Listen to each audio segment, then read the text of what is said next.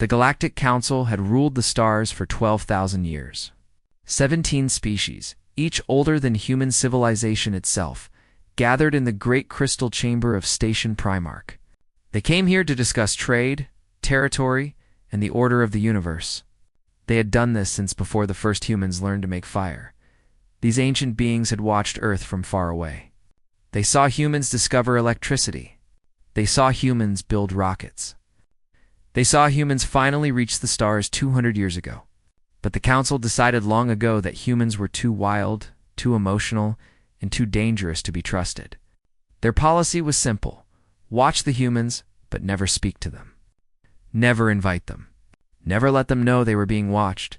Then Commander Alara Vance broke every rule they had. She arrived not in a great warship, but in a small cargo ship that had seen better days. The ship was old and beaten, held together with repairs and determination. But somehow this small human vessel had found the secret location of Station Primarch. Somehow, it had broken through security systems that had protected the Council for thousands of years. The guards did not know what to do. No one had ever come uninvited before. By the time they decided to stop her, Lara was already walking through the great doors of the Council chamber. 17 species turned to look at her. The Velthary beings of light and flowing tendrils glowed with surprise. The Vorix creatures made of living liquid metal rippled with confusion. The Dreeth, ancient philosophers who had lived for millions of years, simply watched with calm interest. The Velthary High Speaker rose from his seat. His tendrils burned bright red with anger. "How did you get here? How did you break our security?" Ilara stood alone in the center of the great chamber. She was small compared to these beings. She was young compared to their ancient years, but she did not look afraid. "Your security was designed to stop logical minds," she said. "Minds that think in straight lines. But humans do not think in straight lines. We guess. We feel. We try things that make no sense." She smiled. "I simply tried every wrong answer until I found the right one." Some of the council members made sounds that might have been laughter. The Vorix delegate spoke, his voice like metal scraping against metal. "You are bold for such a small creature, but you have broken our laws. You have invaded our sacred space. Give us one reason not to destroy you where you stand." Ilara reached into her coat and pulled out a small data chip. She held it up so everyone could see. "This is my reason," she said. 6 months ago, a plague struck the colony on Vethers Minor.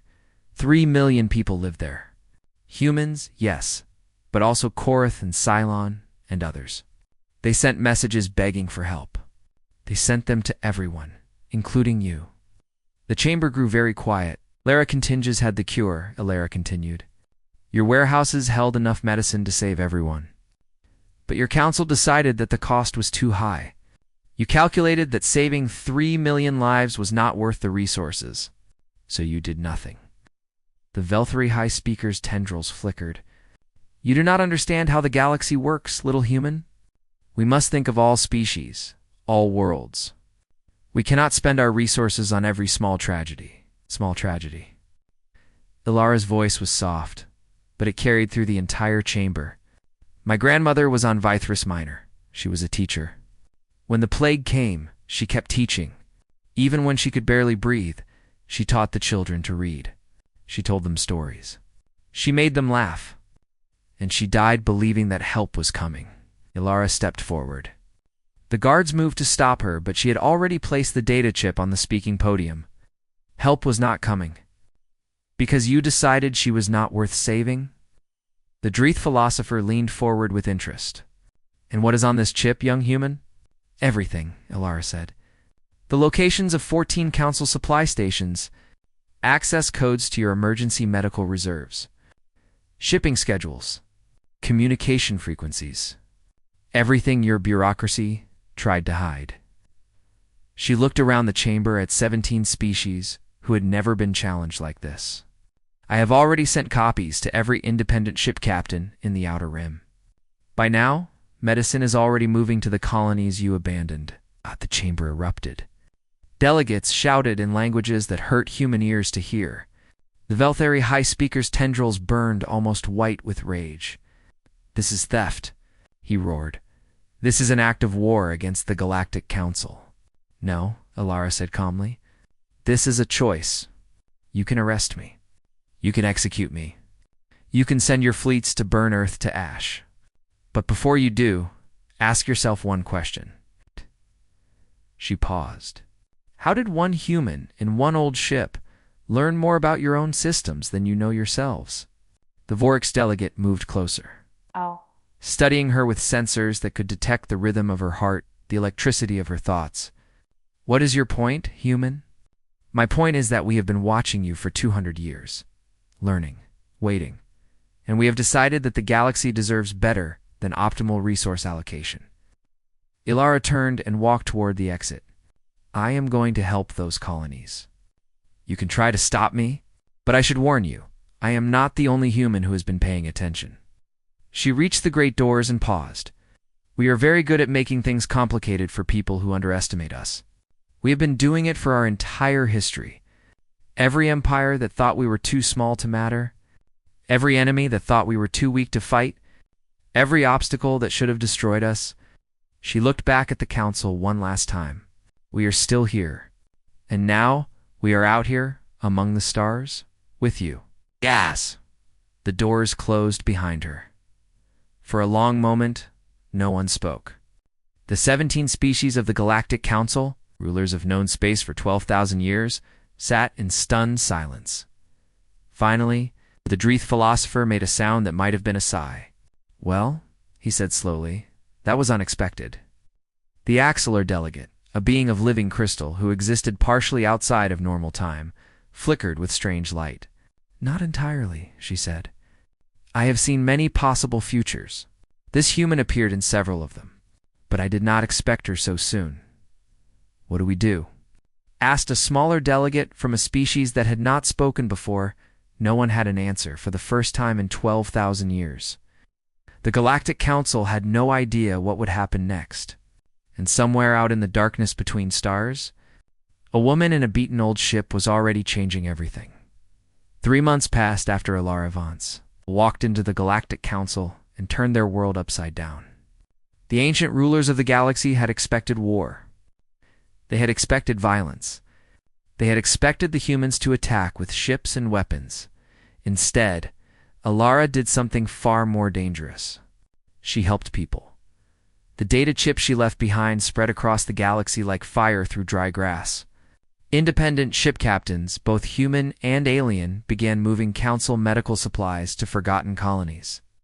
The Korath Collective, species of brilliant engineers who had been denied council membership for 3,000 years, started making cheap copies of expensive council medicines. The Cylon, beautiful water beings who had been trapped on their single ocean world for centuries, quietly began settling on water-rich moons that the council had ignored everywhere. The same question spread. If one human could expose this much, what else was the council hiding? The council called an emergency meeting. The Velthari demanded that their fleets destroy Earth immediately. But the Vorix delegate pointed out a problem. Overnight, a network of powerful weapon platforms had appeared around the human homeworld. No one knew where they came from. No one knew how to destroy them. The humans had been preparing for this moment for a very long time. The Dreeth. Philosophers simply said that perhaps the council had grown too comfortable. Perhaps they had forgotten what it meant to face a new challenge. But it was the Axelar delegate who asked the question that haunted everyone. The Axelar were archivists who could see through time itself. They had been studying human history, and what they found worried them deeply. This species has a pattern, the Axelar said, her crystal body flickering with concern.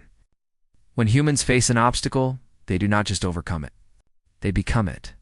They were prey animals, so they became the greatest predators on their world. They were trapped on one planet, so they built ships to escape. They were ignored by us, so they learned everything about us. Ash. Her voice echoed across dimensions. We have made ourselves their obstacle. What will they become now? While the council argued, Ilara built something new. She had established a base on a station in the Drift, a lawless region of space between council territories. Her crew had grown from 3 people to 300, Humans worked alongside Korath engineers and silent navigators. Species that had been enemies for centuries now shared meals and fixed ships together. They called themselves the Open Hand. Their mission was simple: find places where the Council's rigid rules caused suffering and fix them. They did not ask permission. They did not wait for approval. They simply helped. Alara was reviewing supply lists when her second-in-command interrupted her. 16 Echo was a Korath, a being whose mind was connected to millions of others in the collective. His voice buzzed with the thoughts of his people. Commander, someone is here to see you. The visitor was Ambassador Thessaly, the youngest member of the Velthari delegation. She was the only council representative who had not demanded Alara's death. Her tendrils glowed soft blue, a sign of curiosity rather than anger. I want to understand, Thessaly said. Your species is so young. You have no great fleets, no ancient alliances, no powerful weapons. Yet you walked into the heart of galactic power and challenged beings who have ruled for thousands of years. Why would you do this? Alara put down her datapad and really looked at the alien ambassador. Thessaly was young for her kind, only a few hundred years old. There was something in her eyes that reminded Alara of herself. Do you know what humans did before we had starships? Alara asked. Before we even had cities or writing or metal tools.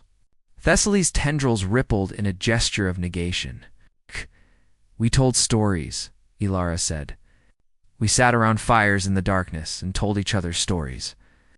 Stories about heroes who faced impossible enemies. Stories about ordinary people who refused to give up. Stories about the world being unfair and cruel, and about people who made it better anyway. She smiled. We have been training for this for 100,000 years. Every story, every legend, every tale of someone standing up against power. We just did not know we were training. We thought we were just trying to stay warm in the dark. Thessaly was quiet for a long moment. When she spoke again, her voice was softer. There are others on the council who think as I do.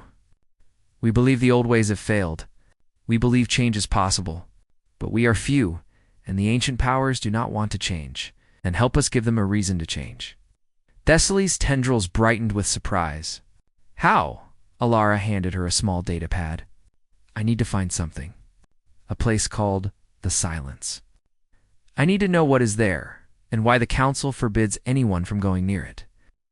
The ambassador's light flickered with shock, then dimmed to almost nothing. Fear. Real fear. The Silence is forbidden. Even council members cannot go there. Even speaking about it is dangerous. The punishment is death, I know, Alara said. That is why I need to go. But why? What could possibly be worth that risk? Alara looked out the viewport at the stars. Somewhere out there, billions of people lived and died under rules made by beings who saw them as numbers on a chart. Resources to be allocated. Problems to be managed. Because the council is afraid of something, she said. They have ruled for 12,000 years, and in all that time, they have never let anyone near the Silence. Whatever is there, it is the key to everything. The key to why they act the way they do. The key to changing them, or the key to destroying us all, Thessaly said quietly. Maybe. Alara turned back to face the ambassador. But I would rather know the truth and face it than live in comfortable ignorance. That is what makes us human, I think. We cannot leave a mystery alone. We have to know. Even when knowing might hurt us. Thessaly stood in silence for a long time. Her tendrils shifted through colors that Alara could not read. Finally, they settled on a deep, determined purple. I will help you, the ambassador said. But understand this.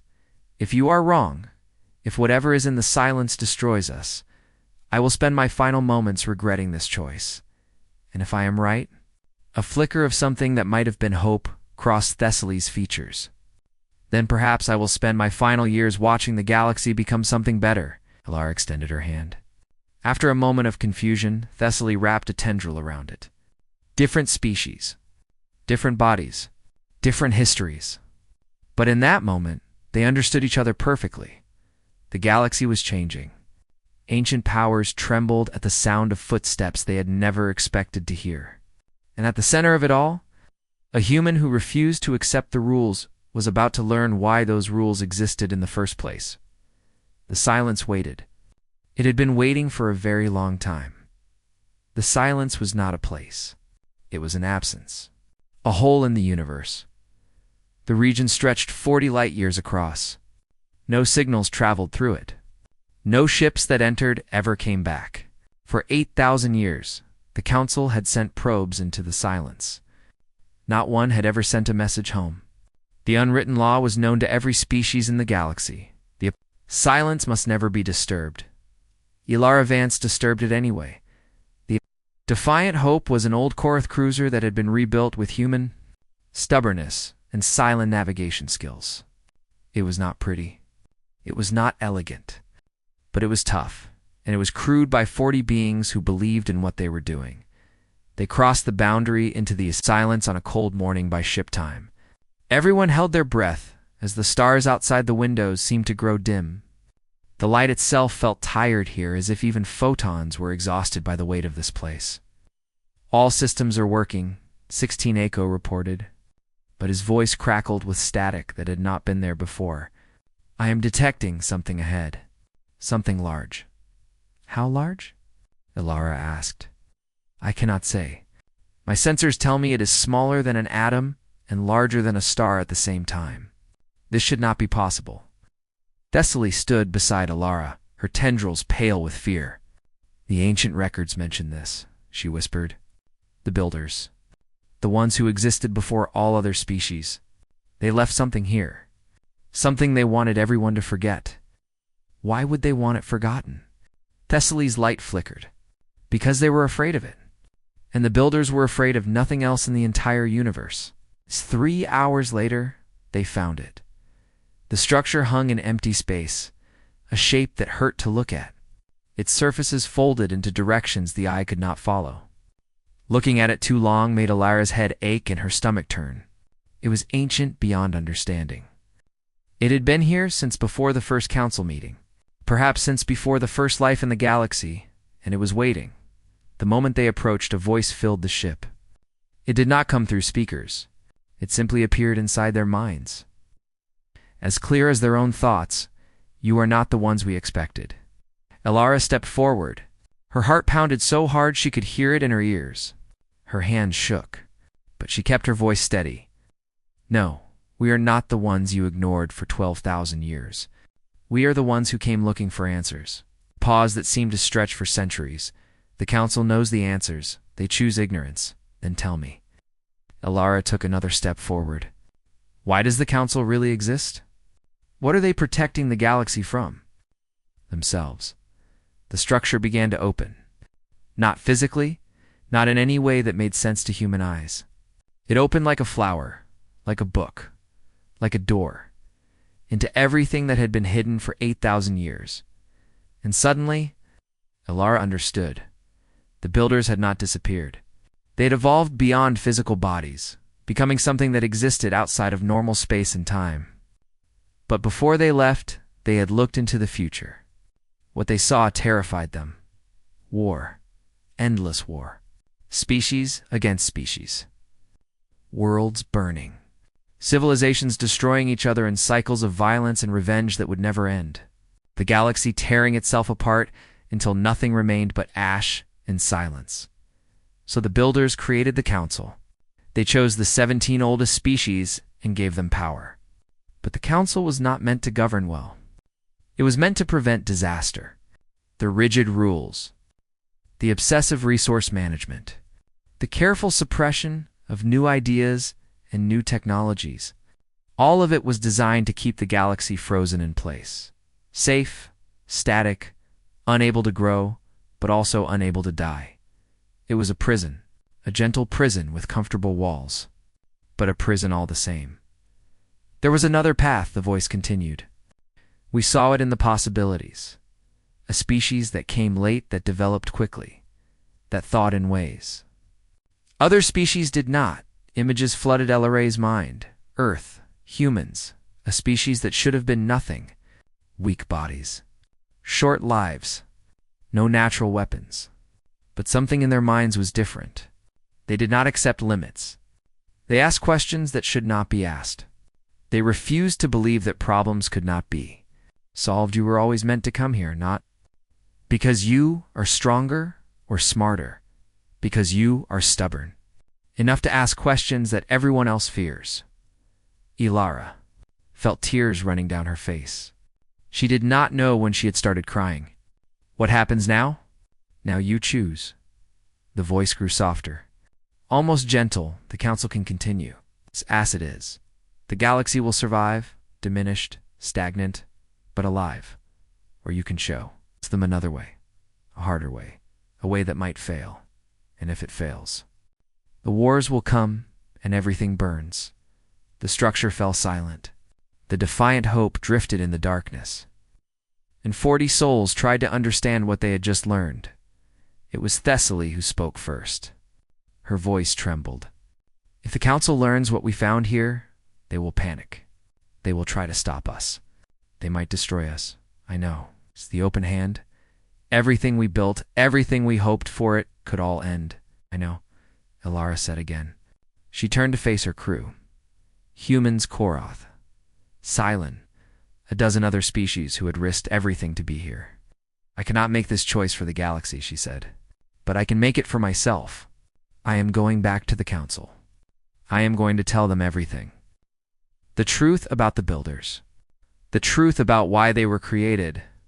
The truth about what the galaxy could become. They will kill you, 16 Echo said. His voice carried the fear of millions of Koroth minds. Ilara smiled. It was a tired smile, but there was no doubt in it. Maybe, but they will have to look me in the eye while they do it. And I do not think they can.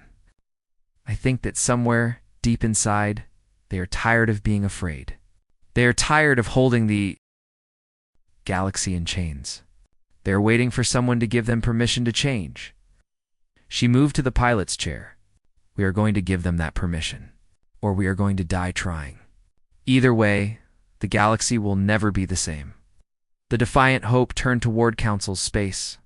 Behind them, the ancient structure watched in silence, as it had for 8,000 years. But something was different now. Something in the mathematics of possibility had shifted. The builders, in whatever form they existed, felt it too. Hope. Real hope. For the first time in a very long time, the next move belonged to the galaxy. The grand chamber of Station Primarch had never been so full of people. Every delegate from every council species was there. But that was not unusual. What was unusual was everyone else. Observers had come from 100 worlds that were not part of the council. They had demanded entry after Ilara Vance sent her message across every communication channel in the galaxy. She had hidden nothing. She had told everyone everything. The silence, the builders. The truth about why the council existed. Now, Galaxy waited to see what would happen. Ilara stood at the speaking podium where she had stood months before. She looked the same, a small human woman in a simple uniform. But something had changed in her eyes. She had seen things that no one in this room had seen. She carried knowledge that could save the galaxy or destroy it. The Velthari High Speaker rose from his seat. His tendrils burned with anger, but also with something else. Fear. Real fear that he could not hide. You have committed crimes beyond counting, he said. You have stolen our secrets. You have invaded the silence. You have spread lies about the founding of this council. The punishment for each of these crimes is death. A murmur ran through the chamber. The observers shifted nervously. But worse than all of this, the High Speaker continued, you have made us question ourselves. You have made us doubt the wisdom of 12,000 years. For this there can be no forgiveness. Ilara did not respond immediately.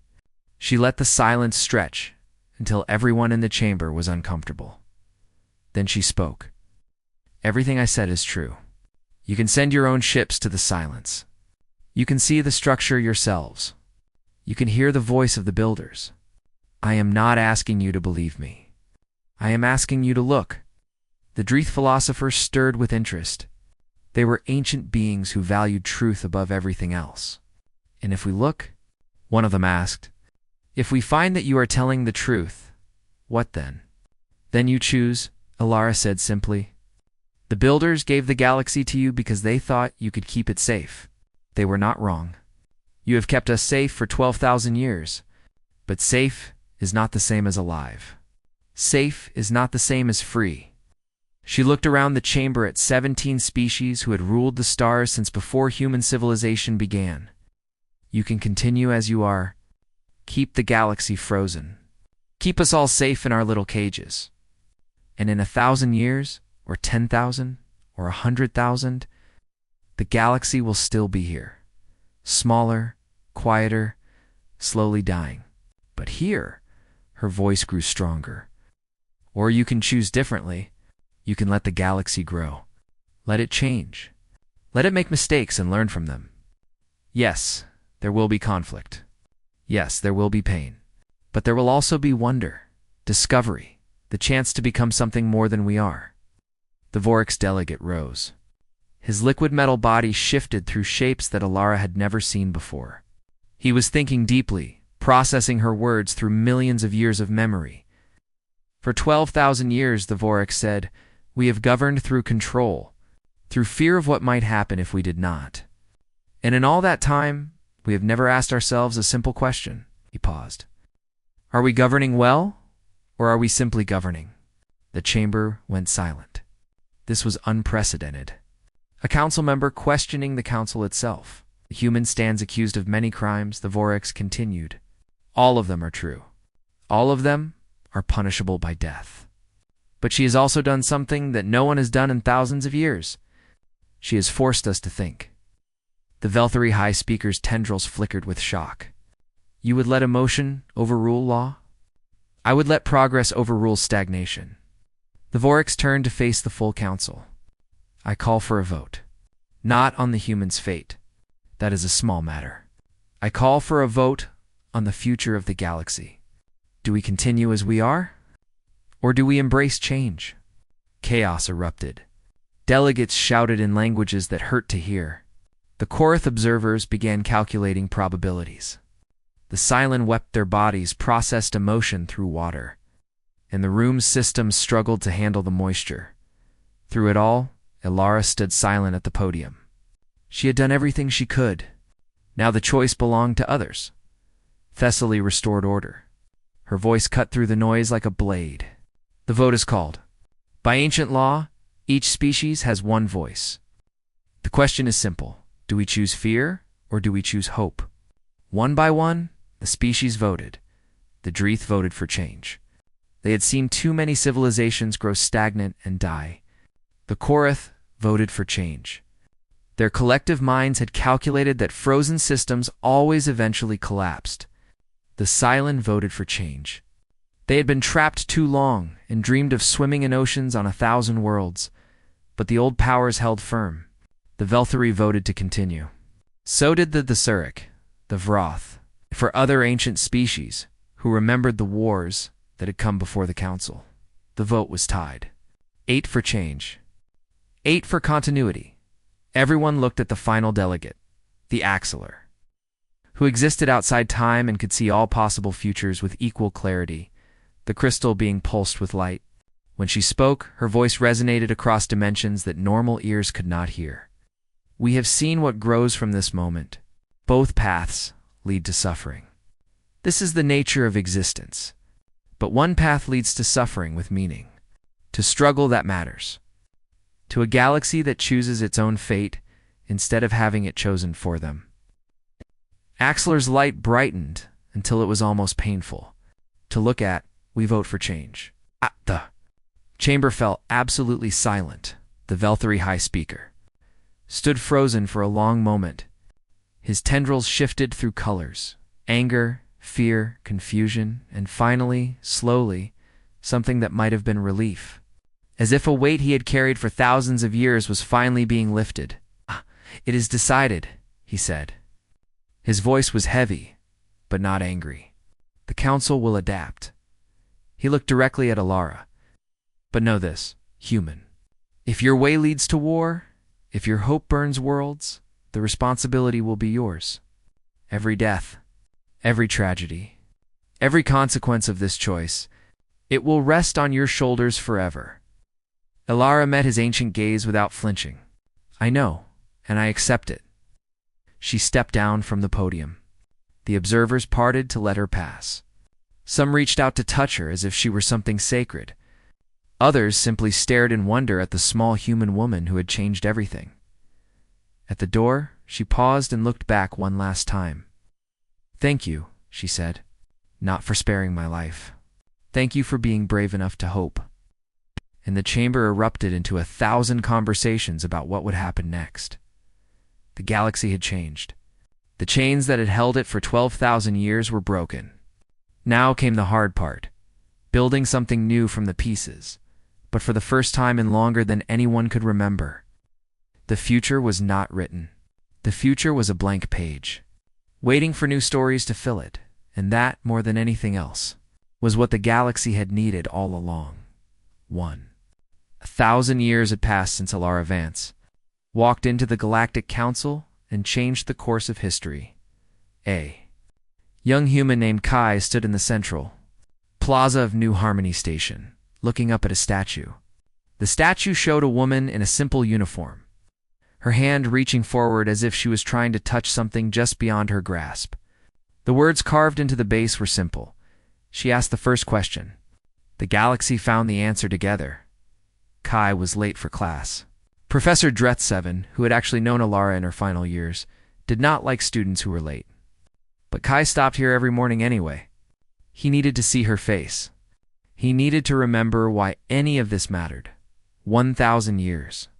So much had happened since that day in the council chamber. The history files recorded everything. The first decade of chaos, when the old systems fell apart and new ones struggled to take their place. Ships had lost their navigation signals. Supply chains had collapsed. For a few terrible years, it seemed like Elara's hope might have been a mistake. But then something remarkable happened. People started helping each other. The Korath Collective, who had been denied council membership for 3,000 years, became the galaxy's greatest builders. They created new communication networks and new trade routes. They asked for nothing in return, except the chance to contribute. The silence spread across 100 ocean worlds. On each one, they discovered something new about themselves. They developed new forms of art, new ways of thinking, new philosophies that enriched every species they touched. The Velthari, who had been the most resistant to change, underwent their own transformation. A movement started by young members like Thessaly eventually reformed their entire culture. They went from being the most rigid species in the council to being some of the galaxy's greatest diplomats and teachers. There had been wars, of course. Elara had known there would be. The Vroth conflict lasted 20 years and killed millions. The Tesseral Schism nearly tore the new cooperative apart. The Exillar Paradox, when a group of time-seers tried to undo the vote that had changed everything, threatened to erase the new timeline entirely. Kai's grandmother had died in the Tesseral Schism. His father still carried scars from border conflicts. The galaxy was not a perfect place. It was messy and complicated and sometimes cruel, but it was alive. "You're going to be late again," a voice said behind him. Kai turned and saw his study partner approaching. Thessaly 7 was a young Velthari, a direct descendant of the ambassador who had helped Elara find the silence. Her tendrils glowed with friendly amusement. "I know," Kai said. "I just need to look at her sometimes. All the debates we have in class, all the theories about optimal cooperation and ethical resource distribution. Sometimes it feels so abstract. I need to remember that a real person started all of this. Someone who was just as confused and scared as I am." Thessaly moved to stand beside him, looking up at the statue.